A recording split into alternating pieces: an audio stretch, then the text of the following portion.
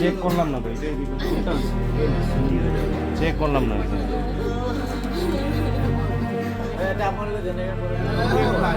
খালি মুখটু দেখালে হব।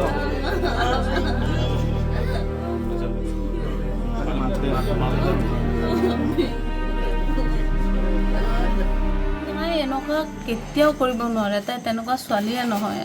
আমি গৈছিলোঁ, তাইক 18 তাৰিখে 19 তাৰিখে তাই আমাৰ লগতে আছিলে। তাই কি মানে আমাক অলপো তাই বুজিব নিদিলে, আমি গমেই নাপালোঁ তাই যে এনেকুৱা কিবা কৰিব বুলি। আজি তাই কেনেকৈ কৰি ল'লে মই বুজি নাপালোঁ। আৰু আমাৰ উচিত তদন্ত লাগে, কি কৰিব আপোনালোকে, কেনেকৈ। তুমি ভনীৰ লগত কিমান টাইমত কথা পাতিছিলা ৰাতি মই ভনীৰ লগত পতা নাছিলোঁ, মায়ে পাতিছিলে। কালি মই দিনত এবাৰ 1টামান বজাত ফোন কৰিছিলোঁ, আকৌ 3টামান বজাত ফোন কৰিছিলোঁ। তাই এনেই দিনত 2-3বাৰকৈ কেতিয়াবা কথা হৈয়ে থাকে মোৰ অলপ সময়ৰ কাৰণে, কিন্তু তাই তেতিয়াও কোৱা নাই।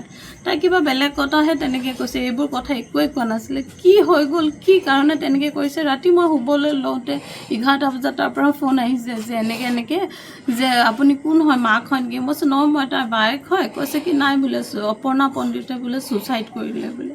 সেইটোৱে। তাৰপিছত আৰু মই কি ক'ম আৰু, তেওঁলোকেও ভালকৈ মোক ৰেচপঞ্চ কৰা নাই। মই ভাইটিক ফোন কৰিলোঁ, মোৰ হাজবেণ্ডক ফোন কৰিলোঁ, আহিলে।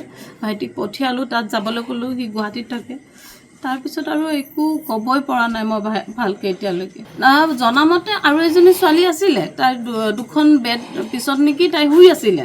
তাই বোলে ক'বই নোৱাৰে, তাই গমেই নাপালে বোলে। কিন্তু নাজানো, এতিয়া আমিতো যোৱা নাই, তাই শুনামতেহে কৈছোঁ। এতিয়া কি হৈছে কি নহৈছে সেইটো তাহাঁতি জানিব। কিবা যদি ইয়াত ৰহস্য আছে সেইটো আৰু মানে চবে যে কি কৰি হ'লেও জানিব লাগিব। এইটো ৰাতিৰ ঘটনা। ৰাতি মানে তাত ওমেন ব্ৰেকটো, ওমেন ব্ৰেকত মানে ওমেন আছিল মাত্ৰ এজনী। 2জনত মানে 5জনে আছে, 5জনৰ মানে 3জনৰ ডিউটি আছিলে, 2জন আছিল। তাতে এজন ফুলে খোৱাৰ পাছত মানে কথা চৰা পাতি আছে, খানা পাতি মানে তাৰপিছত আৰু ওচৰজনী ফুলে তাই মানে ফোনত কথা পাতি আছে। তাৰপিছত দাদাক কিবা মেছেজো দিছিলে, ককাই মেছেজ দিছিলে। কি মেছেজ দিলে তাৰপিছত আকৌ ডিলিট কৰি দিলে। তাৰপিছত কি টেনশ্যন আছিল মানে ক্লিয়াৰ নহ'ল। কি আছিল কি নাই, কাৰ লগত কথা পাতি আছিল নাজানো। ৰচিদ মানে চিপ লোৱা অৱস্থাত আমাৰ মানে ওমেন আৰু 2জন ডিউটি শেষ কৰি যাওঁতে তেতিয়া দৰ্জা খুলি দেখিলে মানে চিপ লোৱা মানে চাৰিওফালে পৰ্দা দি লৈছে। পৰ্দা দি তাৰপিছত চিপ লৈছে মানে ৰছী ফেনৰ ক্লেমত এই ৰছী টানি মানে চিপ তাইৰো মানে সেই ৰাতিপুৱা ডিউটি থাকিলে, সেইকাৰণে তাই খোৱাৰ পাছত হৈছে। আৰু 2জনী 10টাত ডিউটি শেষ কৰি আহি যেতিয়া ৰুমত সোমায় তেতিয়া দেখে যে তাই মানে চিপ লৈ কষ্ট পাই আছিল যদিও আমাক তেনেকৈ কিন্তু কোৱা নাছিলে। ক'লেতো তাৰ কিবা নিবাৰণটো আছে, নিশ্চয় আছে, কিন্তু তেনেকৈ একো কোৱা নাছিলে। তাই মানে শুনিছোঁ কিবা এটা পাইছে, এই থানাৰ লোকেল অচি ছাৰে এইটো লৈ উঠিছে। যিহেতু এতিয়া আপোনালোকৰ মানুহ আছিলে, হয়, তো আপোনালোকে এতিয়া জাষ্টিছৰ বিষয়েতো আপোনালোকে অলপতো কিবা ভাবি থৈছে? আমি এতিয়া তেনেকৈতো ক'ব নোৱাৰিম, কাৰণ এতিয়া এইটো কেছটোতো আমাৰ ওপৰত নাই। থানাৰ আণ্ডাৰত অচি ছাৰৰ আণ্ডাৰত বাহিৰতে চাৰিআলি অচি আণ্ডাৰত আছে। গতিকে আমাকতো ওচৰত যাবও দিয়া নাই, তেওঁলোকে লৈছে। হেৰি এতিয়া কি হয় কি নাই, আমি তাইৰ মানে মোবাইলত চিজ কৰি লৈছে।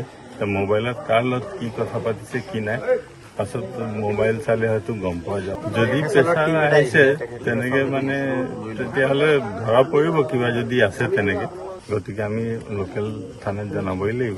নিজাববীয়াকৈ মানে এইবিলাক ঘটনা হ'লে আমি এইটো ইনকুৱাৰী আমি কৰিব নোৱাৰোঁ, কাৰণ এইটো থানাৰ আণ্ডাৰত গুচি যায়। গতিকে আমি যদি এইটো ইনকুৱাৰী কৰোঁ তেতিয়া থানাই আমাক ধৰিব যে আপোনালোকৰতো এইটো হেৰি নাই, আইনমতে যি হয় আমি কৰিব লাগে আমি কৰিম, আপোনালোকেতো হেৰি কৰিব নোৱাৰিব নহয়। গতিকে সেইকাৰণে আমাৰ কোনো তেনেকৈ তাত যোৱা নাই, দৰ্জাটো লক কৰি দিয়া হৈছে। তাৰপিছত অচি ছাৰক মতা হ'ল। কৰ্তব্যটো ভালে আছে, ডিচিপ্লিন চব ভালে আছে, তেনেকৈ আমি তেনেকৈ বেয়া একো হেৰি পোৱা নাই। ৰুমমেটজনী থকাৰ অৱস্থাত ভিতৰতে তেখেতে তেতিয়াই সেইটো ঘটনাটো সংঘটিত কৰিছে নে? তেতিয়া হৈছে ন, তাই ৰুমতে আছিলে, আনগৰাকী ৰুমতে আছিলে। আনজনী ৰুমতে আছিল। তাই শুলে মানে 8টালৈকে মানে কথা পাতি আছিলে, দুইজনী ফোনত কথা পাতি আছিল। তাই সেইটো কোণাত, এইটো কোণাত, দুইজনী দুইটো কোণাত আছিলে।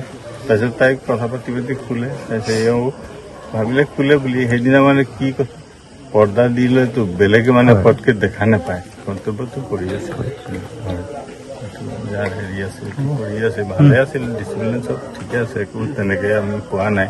কিন্তু কিবা যদি আছে পাছত গম পোৱা যাব, ভিতৰুৱা কিবা যদি আছে। এইটো ফোনটো এতিয়া অফিচাৰে ৰাখিছে।